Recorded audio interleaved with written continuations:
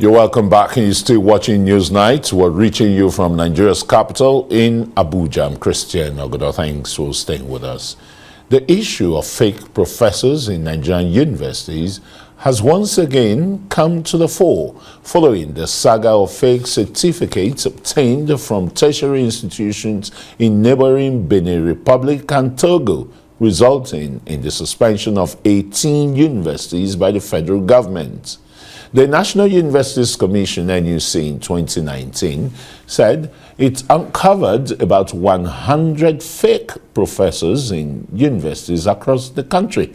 It explained that the fake professors' details were posted on the Commission's website, forcing it to send the names to the various universities for verification. NUC urged the vice-chancellors to delegate desk officers to check the list of professors in their respective universities before uploading the same on the provided website. With the news item viral on social media again, some universities have started reacting to the issue by denying having fake professors on their payroll. And the Kaduna Business School has once again kicked against the inclusion amongst the 58 unauthorized degree-granting institutions in Nigeria identified by the National Universities Commission. The school is calling on the NUC to retract and remove with immediate effect Kaduna Business School from the list. The school said it has existed for 22 years and has no business with the NUC as it is licensed by the Nigerian government as an innovation enterprise institution offering the National Innovation Diploma in Banking Operations. So we are calling on the good offices of the National Universities Commission to kindly retract that list of fake universities and remove with immediate effect Kaduna Business School from that list. They have never been here. We've never had any meetings with them. They have never accused us of, physically here, So we, up to today, cannot understand why we continue to feature in their list of 58 fake universities. It took NUC 6 months from June 2018 to December 2018 to do their homework, extensive homework, underground work, sent people around the country. Probably they wanted to see if there are people actually carrying degree certificates from this institution. And I'm sure after 6 months, they were convinced. Professor Abiodun Adeniyi of Bayes University joins us in the studios now to examine this issue. Fake professors, 100 of them. How did they creep into, the academic system like that? I thought you'd have thought that,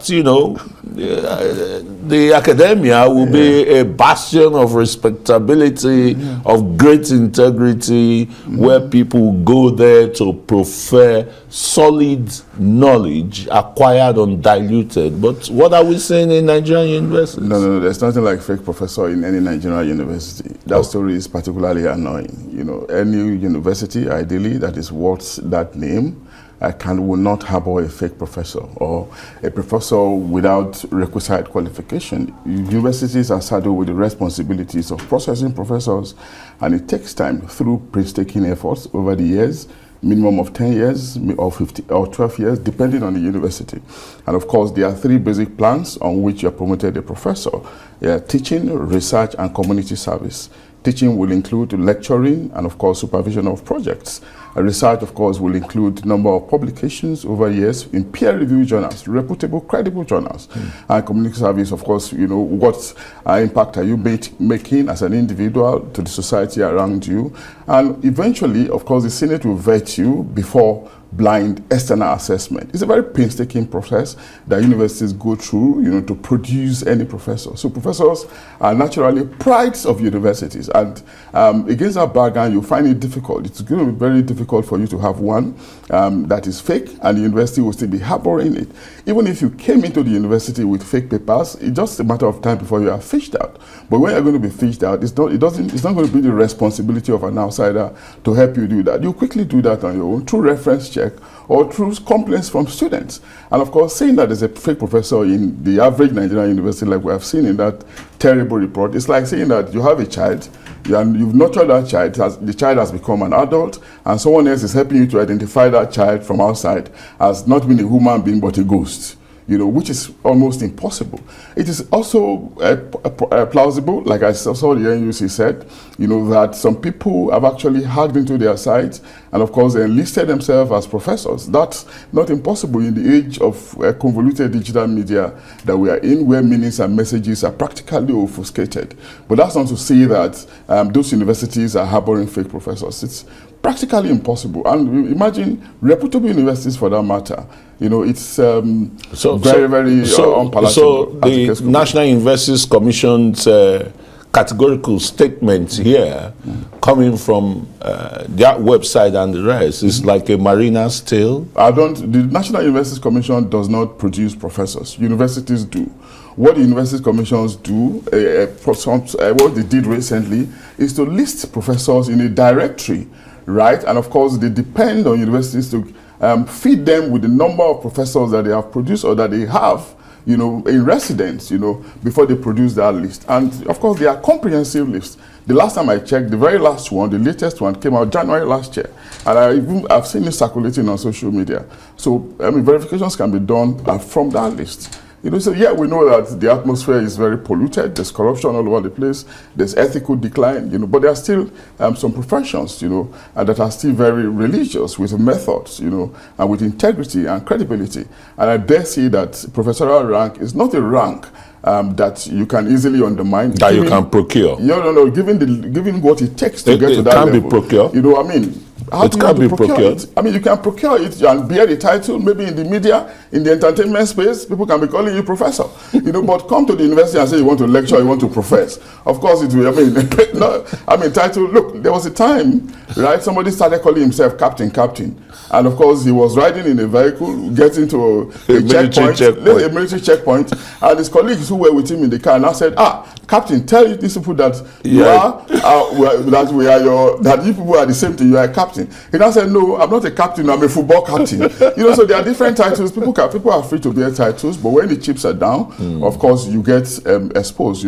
But I dare say that that rank of a professor is not one that can be easily toyed with in the manner in which social media is portraying it. And of course, they are defaming the names of universities. Claiming that. I was just going to say. I see some kind of dangerous propaganda going on somewhere, in the wake of the outbreak of reports, that universities around the West African sub-region, selling degrees. Somebody's just trying to fight back somehow. Fight back. And from the National Universities Commission, is that where the fight will be coming? No. The commission that is supposed to regulate. The NUC is innocent in this regard, Christian. They are innocent. The NUC is not. They've issued a statement. It didn't come from them. Their website is an open thing. Somebody can just mischief maker. Activists are all over the place. They can just go there and do some mischief. So it doesn't mean that they are complicit. Their responsibility is clear in their act, supervision of universities, whether private or public. Outlining of verification of courses and all of that. But the level of professorship, universities produce them and simply feed the NUC with the list of professors so that they put on their directory, which is also a very excellent project, can be referential. And of course, the last one was done by a former reputable former vice chancellor, who I had was a consultant, and he did a very good job from my own understanding. So that's what it is. The university education still needs more regulations and the rest, some fine combing to churn out really quality graduates. And everybody is talking about extra skills acquisition and the rest, How far-reaching do you think this can go? It's a continuous conversation. Every sector, every institution needs some level of improvement. The there's something we often say that the window of improvement is a continuous thing. It's a window that that will always be there for us. We do know that, but that's why we also have concerns over quality, and quality is also ensured at the level of quality assurance desk mechanism. Often advised by the NUC to enable universities to ensure quality in their systems, and this is also vetted, through regular accreditation of courses in universities, and of course the need for you to apply to NUC, for a verification or resource verification, as the case could be, or re-accreditation visits. I mean, those kind of exercises happen through the instrument of the NUC, using very experienced Nigerian professors, to come and check you to see what you're doing, or to come and check you to see if you're actually ready to mount a course. These processes are continuing, and you can imagine how disheartening it will be if somebody just comes from somewhere and disparage it using some kind of fake news. But of course, we know we are in the age. We continue to tolerate it, but sometimes it can be very disillusioning. But the one from the University of in Benin Republic is not fake. I mean, it was a thoroughly investigated system and the rest. Very well. Of course, we just like we have good, we also have bad, and we also have ugly in different contexts. The other day I referenced the United States of America, a university, a country with practically the best universities in the world. But at the same time, Christian, some of the worst universities in the world are in the United States. So these contradictions exist everywhere, and if we are seeing it within the African sub-region, or within in Togo, in Benin, even in Nigeria, it is not really surprising. But what we need to do is for the regulatory agencies to continue to up their ante, and of course ensure that regulation is effective, productive, speak and span. Yeah, and in the whole of the saga, the National Youth Service Corps came up with a statement saying that the journalists, fraudulently or one way or the other gets a call-up letter for the second time. Have they really been doing their own job? With every due respect, the journalist was very painstaking, investigative reporting. In the classroom, right, there are ethical questions around those genre of reporting. Sure. But that's an academic discussion anyway, which is, we can discuss some other times. But the important thing is that the outcome was very good, helpful to the system, to the reformation of the system. And that's why we're focusing on the outcome for now. And of course, the institutions affected as a result of that brilliant investigation isn't just the educational institutions alone. Even the immigration is affected. Otherwise, it's also affected, as the case could be.